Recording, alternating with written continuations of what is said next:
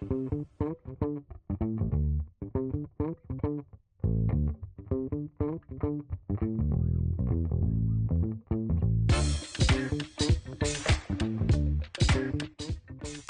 major furniture company that builds office environments around the globe has a special sales process for their high-ranking prospective customers, where they will be flown on the corporate jet to the company's Michigan headquarters.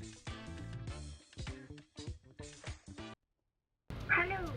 Hello, it's Edward Boone here to meet Jonas Eriksson. Hello. Welcome in. We're expected. Thank you. Edward Boone, pleased to meet you.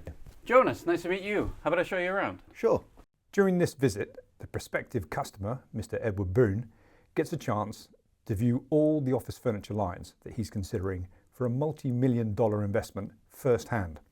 As is customary, at the end of the visit, the sales director, Mr. Jonas Eriksson, asks Edward if he has any more questions. This is nice as well. Is this also a part of your range? Yeah, it is, but I mean, do you have any other questions now that you're here? Well, there was just one thing. I read that you have an award-winning training function, sort of globally recognized. I was wondering if I might just spend a moment with your director of training. It's possible, but it'd have to be remote. He's on travel. But will a Zoom meeting work? That would be no problem at all. I just have one simple question. Perfect, let's go set that up. Sure thing. Our story begins when Mr. Edward Boone meets with the furniture company's training director. You will see three versions of their interaction. The setting and Edward's question is exactly the same each time, but there may be some differences in the way that the training director responds. See if you can identify these differences.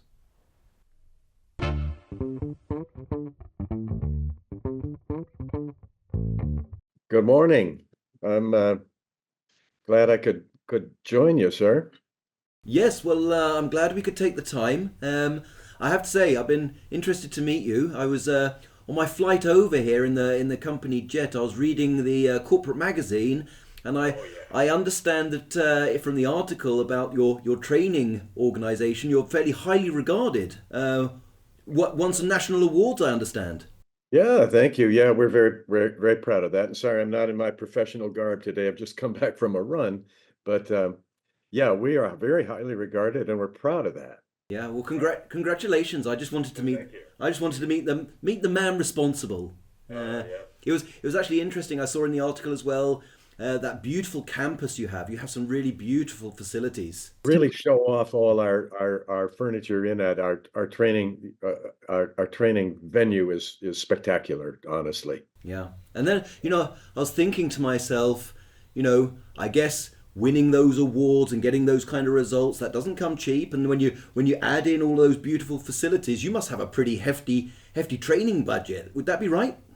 Well, that would be right. I'm fortunate that we're really well supported here in the company. We're proud of it, and we're very proud of that. It's a big investment, sure. Well, I'm glad to hear that they're taking care of that. And then so if you sort of take that to the next logical step, Yeah. one might say that training costs, like any other kind of cost that an organisation has, of course, it's built into the price that the customer pays for your product. Surely that must be true. Well, sure. That's certainly one way of looking at it. Yeah, it has to come from somewhere, doesn't it? For example, we could take this beautiful table here that I'm in your conference room. This beautiful table here. One might say that a part of this table, the part of the price of this table, includes the cost of training. That would be correct, wouldn't it? Well, yeah, sure. That's one way of looking at it. Yeah. I couldn't argue with that. So this is my question for you then, Rob. If we agree then that part of the cost of this table, if I was to buy this table, if I was to be your customer and buy this table, part of the cost of this table, I'm paying for the cost of you and your training facilities. What am I actually getting for my money? Oh, well, that's quite a good question. Of course, it's difficult to sort out from, there's a you're in a business, complex organizations, very difficult to sort out what's this little bit do here and what's this little bit contribute there. But absolutely, fair question. I would say, in what you're paying for my role is quality. Quality. In a word, quality. Our product, as you probably know, is top quality, the best in the industry. And in the training part, we can actually take a little credit for that because you see, I train everybody who built that table, everybody who designed that table, everybody who, we train all those people um, because quality is so important, and we make sure they're able to live up to the quality standard. But let me answer your question a little more directly. Quality is so important here to us as it's important to you. Isn't quality important to you? Quality is indeed important to me. So it's so important we actually measure it. And actually, I just happen to be working on a monthly report now, and let me share some slides with you if I could here. Let's see here. Yeah.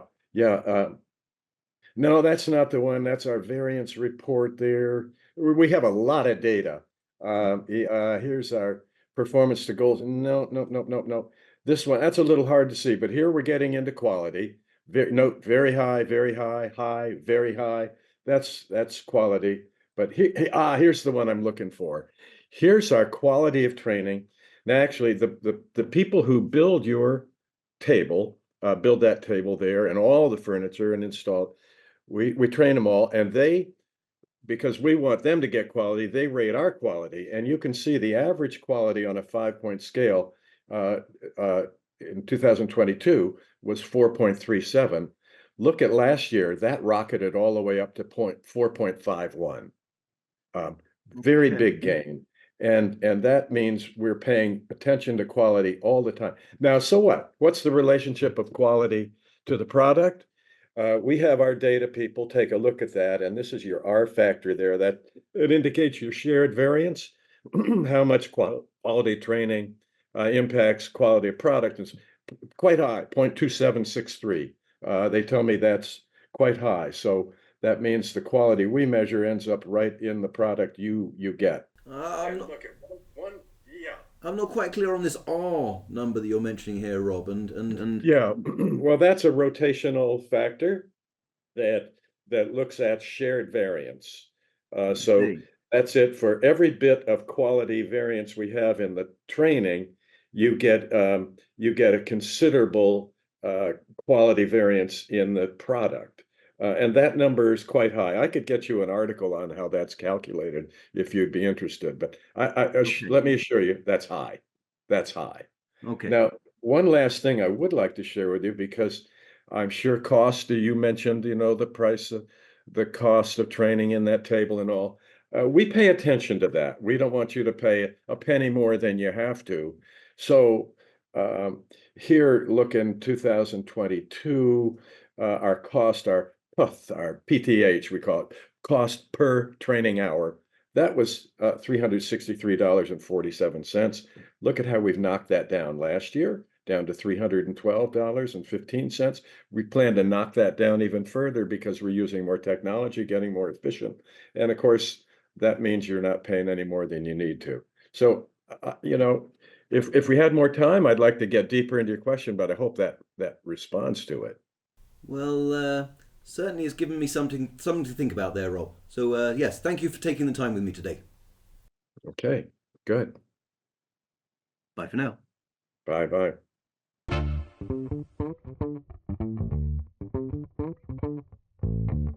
Good morning, sir. Apologize for my unprofessional garb here. It's good to meet you. I've just come back from a run here, but happy to take the time to chat. I'm glad we could find the time. I'm great that we could take the time here. So listen, I understand that you guys do great work when it comes to training. I understand that you've got an award-winning training organization. So I just wanted to I wanted to meet the man behind it. Yeah.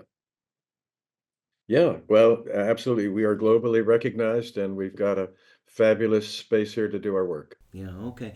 When I was learning about all the great work you do with your training and all the awards you're winning, and I actually even had a glimpse of your facilities, it struck me that you must put a lot of resources into training. You must have a fairly hefty training budget. We don't skimp on our budget. We've got a Oh, good, powerful budget. It takes a good budget to do the work we do. yeah. I understand that, and I think it's impressive that your organisation invests in that way. But you know, I was thinking of from the perspective, I'm a potential customer here. It's an important deal that we're talking about, and it struck me that actually, if you think about it, the cost for the training, the same as all the other costs in an organisation, well, they're built into the price that the products potential customers and customers are paying, right?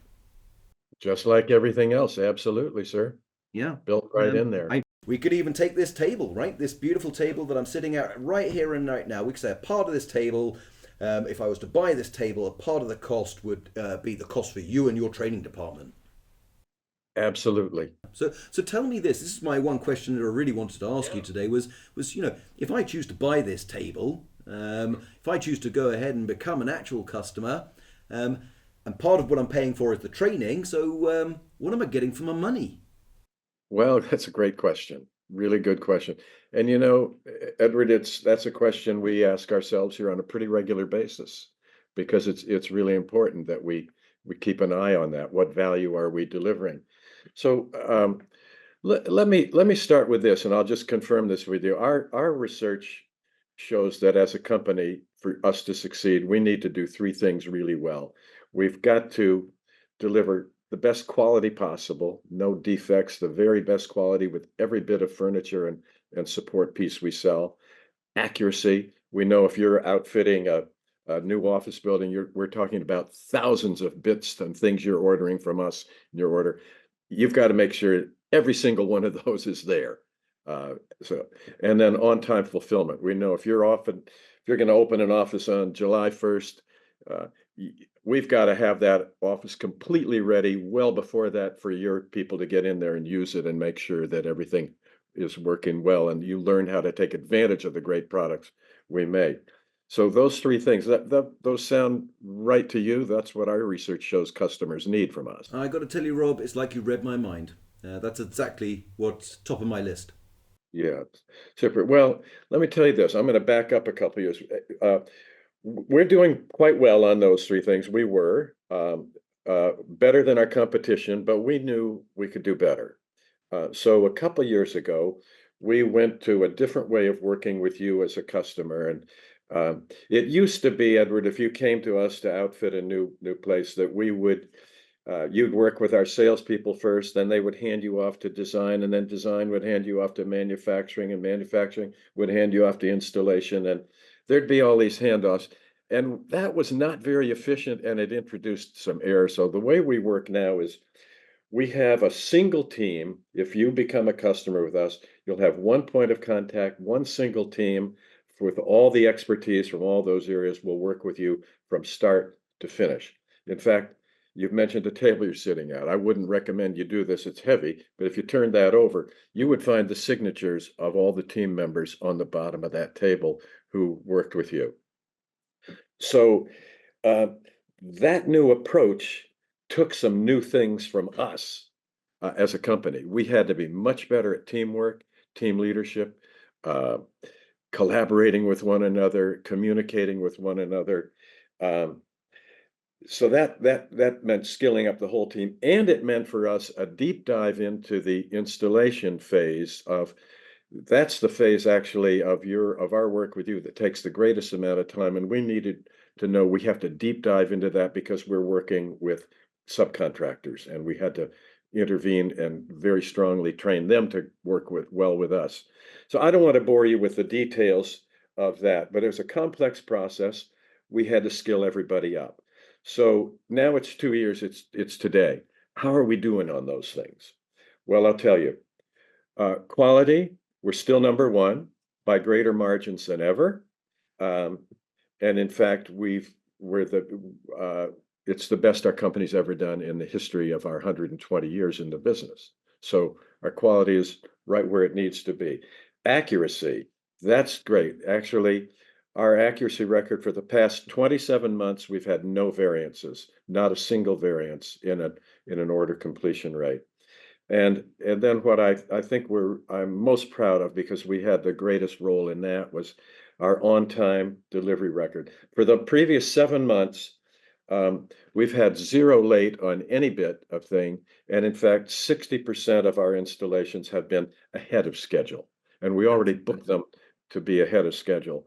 So that's where we are now. Can I take credit for that record? Absolutely not. But I can tell you we played a vital role in that. And had it not been for the work we've done, we would not be where we are as a company delivering that kind of accurate, on-time quality to you. And interestingly enough, though it was not a goal, we've actually gotten so good, particularly through that installation phase, much more efficient, that we're actually reducing that table you're sitting at. That will cost you almost 4% less than it would have a year ago because of our efficiency record. So again, proud of the work we do, and I hope that answers your question of why it's worth you shelling out a little bit of my salary if you become a customer with us. Well, it certainly does, Rob, and I'm very glad that I took the time to ask my little question there. Yeah, it makes me feel confident that I'm looking in the right place. That's good. Well, I hope we'll have a chance to meet in the future then. Bye for now. Good to chat with you. Thank you. Bye.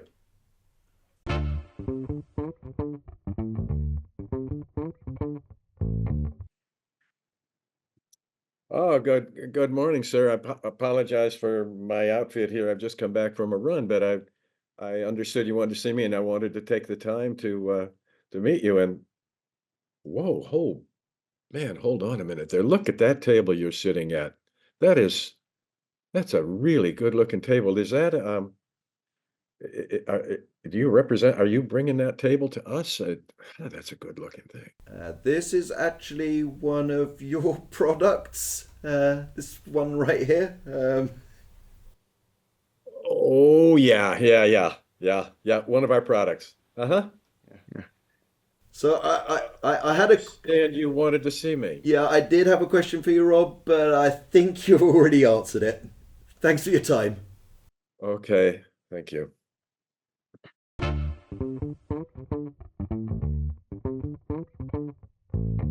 Rob, that was a lot of fun as usual. Yeah, it was, wasn't it, Edward? And bit different from when we've done it in front of live audiences, where we've had 200 or 300 people there. But let's take a few minutes and still do a debrief as we would have done with that live audience, and talk about what were some of the points we were trying to make here. Like when in front of the live audiences, we've always started it off, we say, okay, folks, well, what do you think? Which training director did the best job here? Which training director answered the question best? And when as you see, when we got this response, everybody always agrees, gosh, training director number 2 did it best. Really did the job, answered the question well, and showed fluency with the business, etc. And then we always explain, well, we threw in training director number 3 just for a bit of comic relief. Hopefully nobody really thinks that training director is very common, but we did ask the audience, which training directors do you think in your experience would be most common? And that's interesting that pretty much everybody agrees that training director number 1 is kind of the most common, and training director number 2 is pretty rare. And unfortunately, a few people said, yeah, I've even seen a training director number 3, a couple of them in my career. So I think that's where we stand as a profession. That's a tough question to get asked, but I think you and I believe that we really should have an answer to that question, regardless of whether we're in the furniture business or any other business. Yeah.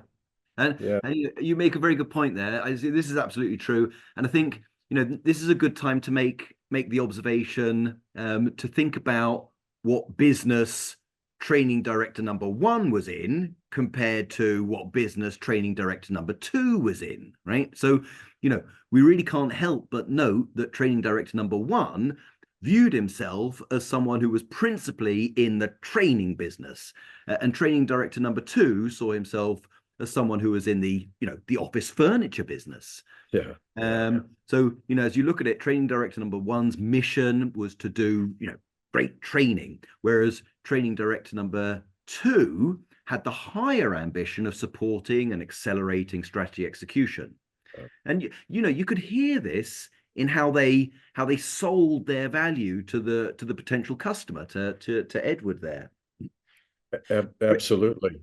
Training number 1 talked mostly about the features of the training, whereas training director number 2 focused on making a compelling case for the benefits of the training. So, training director number 2 was clearly very fluent and an expert in how that industry works and what it takes to be successful in it. Yeah, absolutely. And I like this term of looking at the business fluency that the director had. And let's take a minute and take a closer look at how that business fluency influenced the design of the training that was so successful in driving the success of that strategy and was so tightly integrated with it. Training director number 2 had a mental model of the training and its relationship to the new business strategy that looks something like this if we look at it graphically.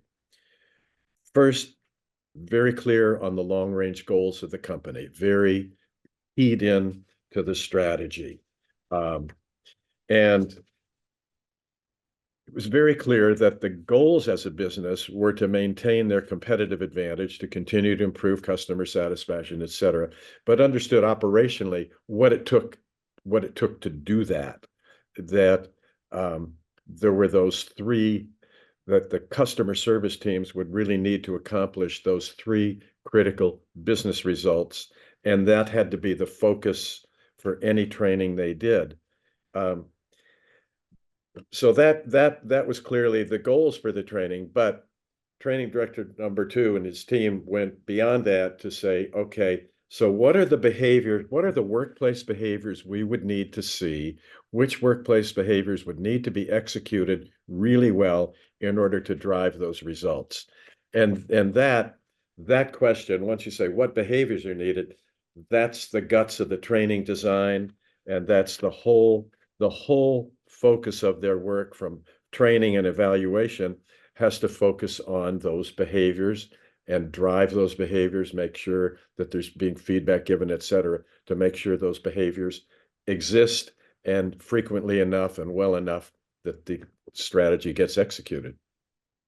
Yeah. And that what was especially important to note in the skit was that those key behaviors were tightly focused on especially what would need to happen in the installation phase of the customer engagement, right? Training director number 2's fluency with the business made him aware of the fact that the third key result, completely satisfactory installation and on-time installation, was a major challenge for the training to address. And what was also very clear was that this training director envisioned and managed the training as a learning and performance improvement journey versus a one-time event.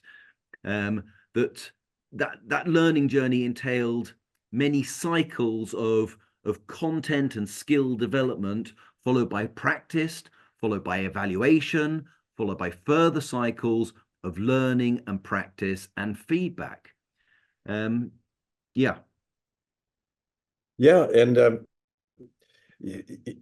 got, as training professionals, we got a lot better at that sort of journey thinking, thanks to the pandemic that was so dreadful and such a global catastrophe. But that forced us to do that. And we should note as well that to do a learning journey of that scale and complexity has to be supported by a learning platform of some type. You have to have the technology to support that. It would be impossible to do that at scale without some sort of digital learning platform. And that enables the training function to reach into the performance environment. And I like to envision that, as you mentioned, when we do training as an event, it's like, okay, we trained everybody and now they've gone off to work, and what are they doing? I don't know. But now we in fact can reach right into that workplace environment and see what's happening and give assignments and just-in-time training and feedback and the like. So that on-job application is supported with feedback, reflection, social learning, and progress can also be monitored real time. You can see, are people following these are they engaging in these behaviors? Are they working? Are they good enough? Are they getting the coaching and feedback they need? And we can make real-time tweaks to the design to make sure that we're continuing to grow that performance and just guarantee the promised results that way. That's the power of these digital learning platforms is huge, I think, and really enables us to set the bar a whole lot higher. Yeah, absolutely. As you say, key enablers. So I guess it's time for us to start to wrap things up here, Rob. But just before we leave, let's just quickly summarize some of the key points here. So, what were the key ingredients of training director number 2's success? I think you can sort of summarize it like this. First of all, an in-depth understanding of business strategy, the migration to a single point of contact and team collaboration among the several customer fulfillment process phases that training director number 2 highlighted for us there, right? Number 2, the identification of the key workplace behavior changes and performance targets that would ensure successful strategy execution. And then thirdly, designing training as a performance-focused journey versus a single event. And then last but not least, using a digital learning experience platform that enabled reach into the workplace and embedded training into the flow of work. So I think those are the key points here. Yeah, absolutely. And a lot to learn from our visit with these 3 training directors, isn't there? There is indeed. Yeah.